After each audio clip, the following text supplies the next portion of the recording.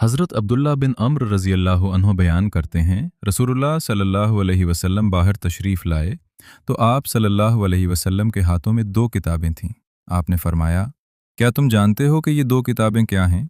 हमने अर्ज़ किया, अल्लाह के रसूल, जब तक आप ना बताएं हम नहीं जानते। तो आप सल्लल्लाहु अलैहि वसल्लम ने अपने दाएं हाथ वाली किताब के बारे में फरमाया, ये किताब रब्बुल आलमीन की तरफ से है। इसमें जन्नतियों, उनके आबा और उनके कबीलों के नाम हैं। फिर उनके आखिर पर पूरा हिसाब कर दिया गया है, लिहाजा उनमें कोई कमी बेशी नहीं की जा सकती। फिर आपने अपने बाएं हाथ वाली किताब के बारे में फरमाया, ये किताब रब्बुल आलमीन की तरफ से है। इसमें जहन्नमियों, उनके आबा और उनके कबीलों के नाम हैं। फिर उनके आखिर पर पूरा हिसाब कर दिया गया है, लिहाजा इसमें कोई कमी बेशी नहीं की जा सकती।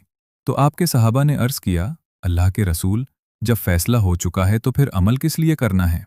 आपने फरमाया, मियाना रवी से दुरुस्त आमाल करते रहो, क्योंकि जन्नती शख्स से आखिरी अमल जन्नतियों वाला किराया जाएगा, अगरचे पहले उले उसने कैसे भी अमल किए हों, और जहन्नमी से आखिरी अमल जहन्नमियों वाला किराया जाएगा, खा उससे पहले उसने कैसे भी अमल किए हों।